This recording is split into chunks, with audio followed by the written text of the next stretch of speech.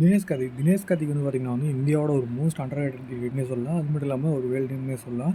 காரணம் என்னன்னு கேட்டிங்கன்னா வந்து தினேஷ் கார்த்திக் வந்து பார்த்திங்கன்னா வந்து எல்லா ஃபார்மேட்டுமே வந்து பார்த்திங்கன்னா வந்து டொமஸ்டிக்கை பொறுத்தவரைக்கும் வந்து பார்த்திங்கன்னா வந்து எல்லா ஃபார்மேட்டுமே நல்லா ஒரு ஒரு ஆவரேஜ் வச்சிருக்கக்கூடிய ஒரு பிளேயர் தான் வந்து பார்த்திங்கன்னா வந்து தினேஷ் கார்த்திக். ஆனால் இன்டர்நேஷ்னல் லெவலில் அவரால் ஜொலிக்க முடியாமல் அந்தளவுக்கு வந்து பெருசாக ஜொலிக்க முடியாமல் போன காரணமே வந்து பார்த்திங்கன்னா வந்து ஒரு தோனிங்கிற மாதிரி ஒரு லெஜண்ட் தான் அடுத்து வந்து பார்த்திங்கன்னா வந்து அவர் தேர்டாக விளையாடுறதுங்க அடுத்து வந்து பார்த்திங்கன்னா வந்து தினேஷ் கார்த்திக் வந்து அந்தளவுக்கு வாய்ப்பு எடுக்கல. தினேஷ் கார்த்திக் வந்து பார்த்திங்கன்னா வந்து தோனிலாம் ஒரு ஏதாவது இருந்தாருன்னா வந்து பார்த்திங்கன்னா வந்து தினேஷ் கார்த்திக் வந்து பார்த்திங்கன்னா வந்து எப்படி ரிசர்வ் பண்ணி கேஎல் ராகுலெல்லாம் வந்து பார்த்திங்கன்னா இப்போ வந்து பெரிய விக்கெட் கீப்பராக பேட்ஸ்மேனாக வந்து நம்ம கொண்டாடுறோமோ அந்த மாதிரி வந்து பார்த்திங்கன்னா வந்து இந்தியா தினேஷ் கார்த்திக் கொண்டாடிக்குன்னே சொல்லலாம்.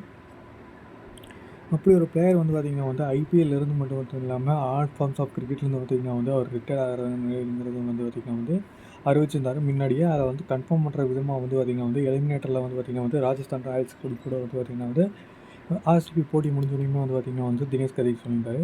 இப்படி தினேஷ் கார்த்திக் வந்து பார்த்திங்கன்னா வந்து ஒன்லி தமிழ்நாடு பேட்ஸ்மேன் வந்து பார்த்திங்கன்னா வந்து ஒரு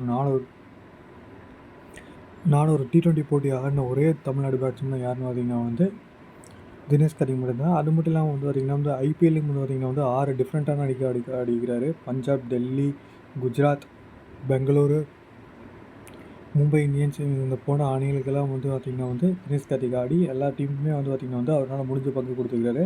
அது மட்டும் இல்லாமல் கொல்கத்தா நைட் ரைடர்ஸ்க்கு வந்து பார்த்திங்கன்னா வந்து அவர் 2018 வந்து பார்த்திங்கன்னா வந்து எடுத்து கேப்டன்சியும் கொடுத்தாங்க. அந்த சீசன் வந்து பார்த்திங்கன்னா வந்து அவர் ஒரு பெஸ்ட் இயராகவே இருந்துச்சுன்னே சொல்லலாம். தினேஷ் கார்த்திக் வந்து பார்த்திங்கன்னா வந்து ஆரம்ப காலத்தில் வந்து பார்த்திங்கன்னா வந்து ஒரு டாப்பர் பேட்ஸ்மேனாக இருந்தார். ஒரு ஏங்கர் ரோல் பண்ணிட்டு இருந்தார். ஆனால் வந்து பார்த்திங்கன்னா வந்து ஒரு 2015-16 அந்த ரேஞ்சுக்கு மேலே வந்து பார்த்திங்கன்னா வந்து அவர் வந்து பார்த்திங்கன்னா வந்து ஒரு ஃபினிஷர் ரோலில் வந்து இறங்கி ஒரு ஒன் ஆஃப் த பெஸ்ட் ஒரு ஃபினிஷர் இந்தியா டீமில் வந்து சொல்லுவார். குறிப்பாக சொல்ல போனால் இந்த சீசனுமே வந்து பார்த்திங்கன்னா வந்து சூப்பரான ஒரு பர்ஃபார்மன்ஸ் கொடுத்துருக்காருன்னே சொல்லலாம்.